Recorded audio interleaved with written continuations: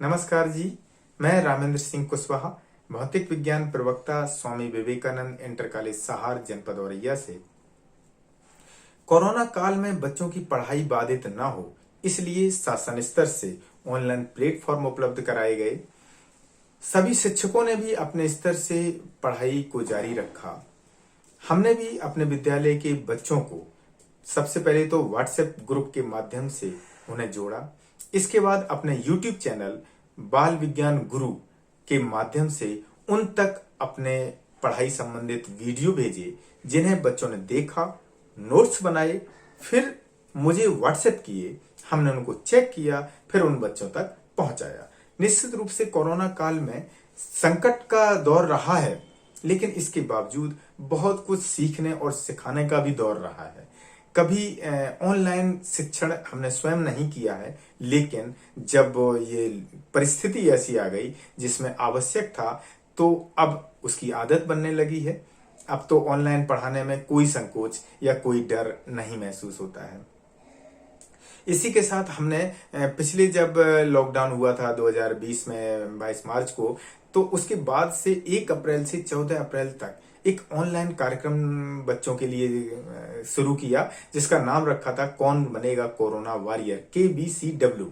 इसमें बच्चों से विभिन्न प्रतिदिन एक नए टॉपिक पर हम वीडियो मांगते थे।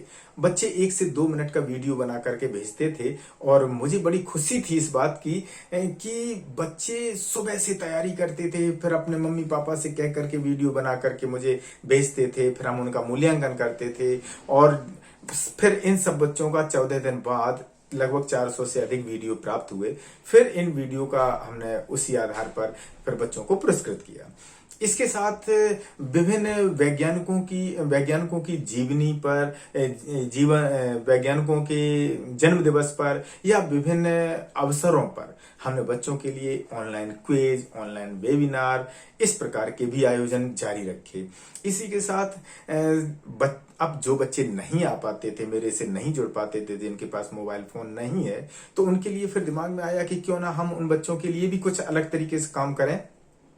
तो फिर हमने एक स्ट्रीट क्लास कार्यक्रम शुरू किया। इसमें क्या करते थे कि हम गांव में जाते थे, गांव में लोगों को इकट्ठा करते थे, जिसमें बच्चे, बूढ़े, जवान, महिलाएं, बालिकाएं सब इकट्ठी होती थी। फिर उनसे विज्ञान के प्रयोग करते थे, उनके बीच में उनके पीछे की साइंस बताते थे। और फिर वहां पे उपस्थित जनसमूह को कंपटीशन की तैयारी के लिए बच्चों को कैसे आप तैयार करें, बच्चों को कैसे आप आगे बढ़ाएं, उनको छात्रवृत्ति योजनाओं से हम अवगत कराते थे, जो शासन स्तर से जो बच्चों के लिए होती हैं, तो उनके बारे में भी जानकारी देते थे। तो बच्चों को तो अच्छा लगता था, साथ में उन अभिभावकों को, उन क्षेत्रवासियों को इतना ये कार्यक्रम पसंद आया, बोले कि बच्चे जो इस समय जो कोरोना काल है और इसमें आपसे जुड़ करके जो नया सीख रहे हैं, वो बहुत बेहतरीन है। तो उससे मुझे और नई ऊर्जा मिलती थी कि मुझे कुछ नया और नए तरीके से काम करना चाहिए। तो इसी क्रम में हम ये सब करते थे। फिर हमने एक कार्यक्रम जो 2019 में शुरू किया था, कौन बनेगा रमन और कौन बनेगी क्यूरी, KBR एंड KBC। इस कार्यक्रम को भी फिर हमने अपने स्तर से आयोजित किया। हालांकि ऑनलाइन आयोजन, इसके कई एक ऑनलाइन आयोजन हुए। और फिर हमने 7 नवंबर को, चूंकि भारत के महान वैज्ञानिक CV रमन जी का जन्म दिवस है, विश्व की महानतम वैज्ञानिक मैडम क्यूरी जी का जन्म दिवस है, तो इन दोनों के जन्म दिवस पर हमारा ये जो कार्यक्रम का है, पुरस्कार वितरण कार्यक्रम, ये आयोजित होता है, जिसमें हम प्रत्येक कक्षा के एक विजेता छात्र और एक विजेता छात्रा को IM रमन और IM क्यूरी अवार्ड देते हैं। निश्चित रूप से ये बच्चों का इतना पसंदीदा कार्यक्रम है कि इस बार 2021 में भी हम इसको आयोजित कर रहे हैं।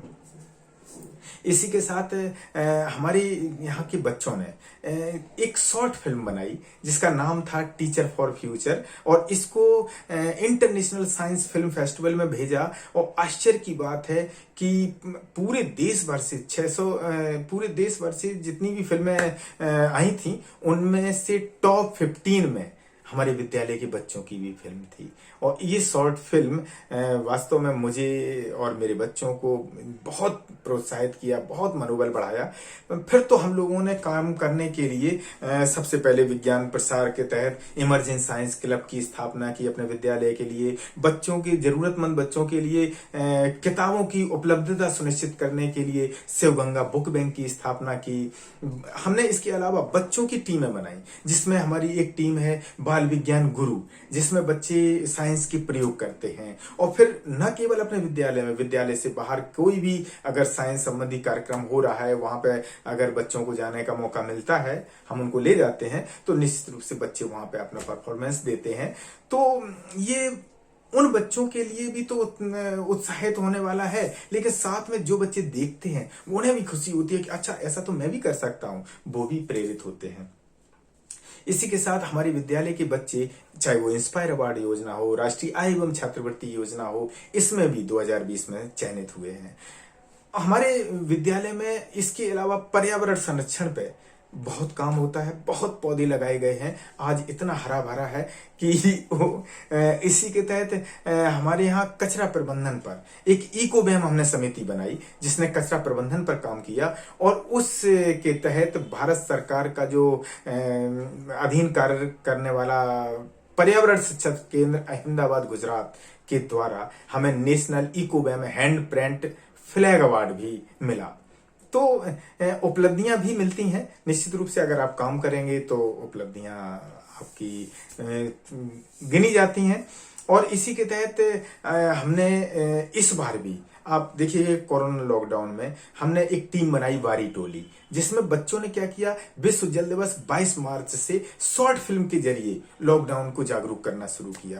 तो कोरोना काल में निश्चित बच्चों को बाहर निकलने में या लोगों से दूरी बनाने में आवश्यक था, लेकिन इसके बावजूद बच्चों ने लोगों तक अपनी बात पहुंचाने का ऑनलाइन प्लेटफॉर्म चुना, जिसके तहत वो शॉर्ट फिल्म बनाते थे, अपने सोशल मीडिया पे अपलोड करते थे। तो ये एक ऐसा काम है कि आपदाएं अगर आती हैं तो अवसर भी प्रदान करती हैं। निश्चित रूप से ये बात साबित होती है। और हमारे इन बच्चों ने शॉर्ट फिल्म के बाद, अब जब अगस्त में स्कूल खुले, तो इन बच्चों ने फिर हमसे कहा कि सर, क्यों ना हम गांव-गांव लोगों से मिलें, उनसे बातें करें और उन्हें हम जल संरक्षण पर जागरूक करें। हमने कहा बिल्कुल। फिर बच्चों ने चौपाल कार्यक्रम शुरू कर दिया, लोगों के बीच जाना शुरू कर दिया। तो इस तरीके से हमने कोरोना काल में, सही पूछी जाए तो आपदा को हमने अवसर में बदलने के लिए न केवल हमने, हमारे विद्यालय के बच्चों ने, विद्यालय के शिक्षकों ने जबरदस्त काम किया है। और उसी की देन है आज हमारा विद्यालय जनपद में एक अच्छे विद्यालय में उसकी गिनती होती है। चाहे वो शिक्षण में हो, चाहे वो वैज्ञानिक गतिविधियों में हो, सामाजिक गतिविधियों में है, खेल गतिविधियों में हो, हमारा विद्यालय शीर्षस्थ स्थान पर है। तो इसी के साथ बहुत बहुत धन्यवाद।